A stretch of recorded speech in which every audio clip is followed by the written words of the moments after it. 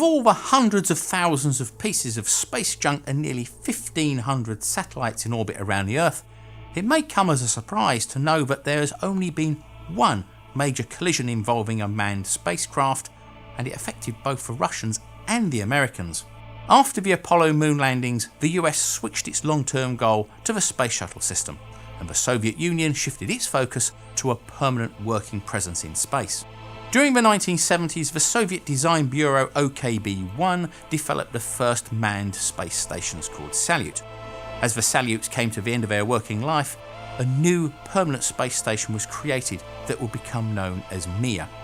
To the men and women on board, Mir was in many ways a world away from Earth, above which they passed more than 15 times a day at an altitude of 230 miles or 360 kilometres.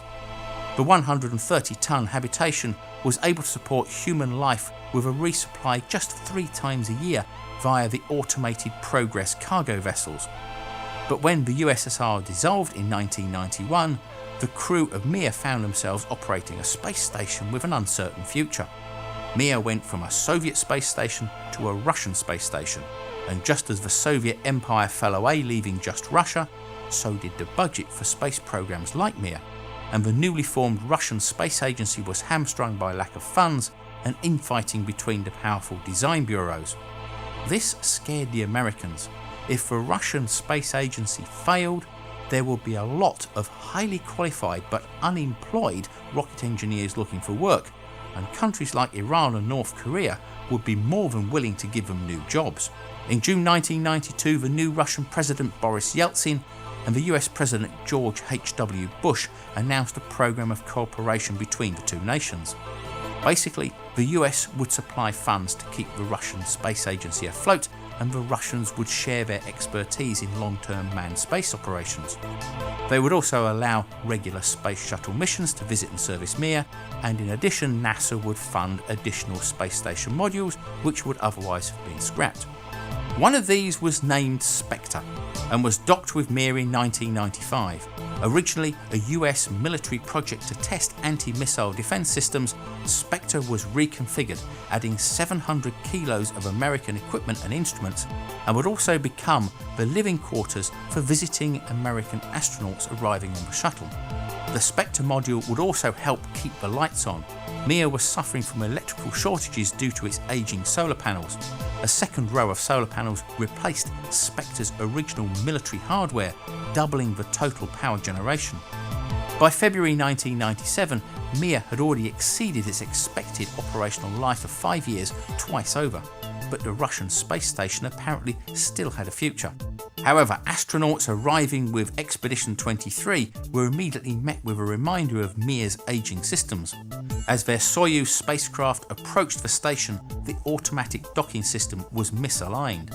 With seconds to go, the module commander had to override the automatic controls and dock the Soyuz manually.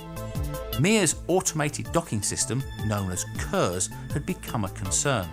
It was manufactured by a Ukrainian company, and due to issues with the currency exchange was charging the equivalent of around $2 million for each flight. The Russian Space Agency, looking to save money, was considering doing away with KERS altogether if possible. Expedition 23 was scheduled to carry out tests on a backup docking system known as Teleoperated Rendezvous Control System, or TORU. This system gave the commander a view of the arriving craft through a remote camera and the ability to control the remote spacecraft with 2 joysticks. In March, Commander Vasily Sobliev performed the first test, undocking Progress from Mir, moving to a parking orbit, then making an approach to redock. However, the Toru screen just showed static, and the crew could only gaze through the windows as the dark shape of Progress sailed past just 200 metres away. Afterwards, Moscow ground control identified the source of the interference as the antenna for the KERS automated docking system, which provided Toru with range telemetry. They decided that on the next test they would switch off the antenna, and the crew would instead track the cargo vessel through the station's windows using a handheld laser rangefinder and a stopwatch to find its speed and distance. Part of the crew on the day of the test was the British-born American NASA astronaut Michael Foale. On June 25, 1997, Sobolev was ordered to carry out the test. This time, the remote camera feed was working. The cargo vessel was in a parking position about 5 kilometres away. The first problem the crew had was just locating the vessel. Then, after initiating the vessel's approach, they had no measurements of how far or how fast it was travelling. Commander Sobolev struggled to make out the shape of the space station on his screen against the white clouds of the Earth below, and using the TV camera alone, he found it very difficult to determine how fast the cargo vessel was travelling or its distance from Mir.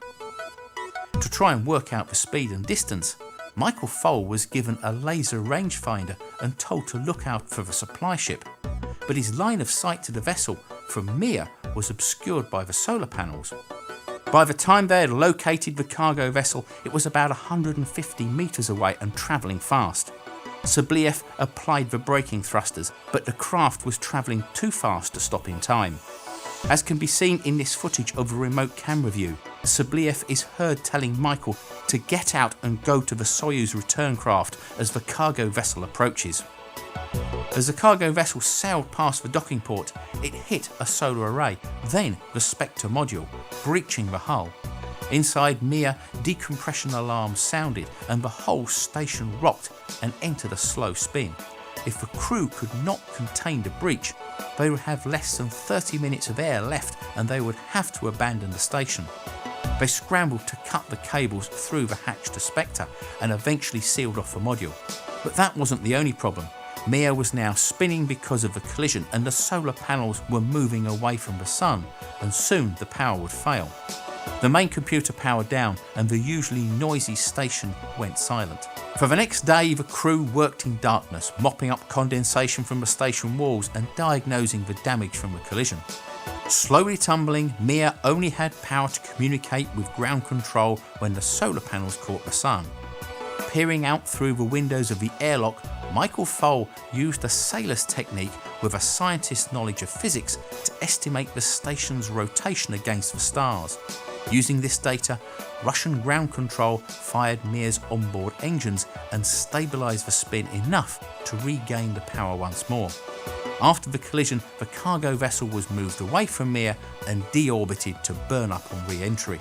Over the coming weeks, a series of intra-vehicular activity operations in the depressurised module allowed restoration of 70% of Mir's power, but the breach in Spectre's hull was never repaired, and the experiments on board, mostly American, had to be abandoned. Unsurprisingly, the Ker's automated docking system was never phased out, and a more advanced version is used today to dock the Soyuz and Progress craft with the International Space Station. Mir lasted until March 23, 2001, when the funding for the new International Space Station forced the Russian Space Agency's hand to abandon the ageing Mir. It was finally deorbited, burning up over Fiji, and the ISS took over as man's only permanent outpost in space. So thanks for watching. I'd just like to say that this episode's shirt was the Trip Flames by Madcap England and is available at atomretro.com with worldwide shipping from here in the UK.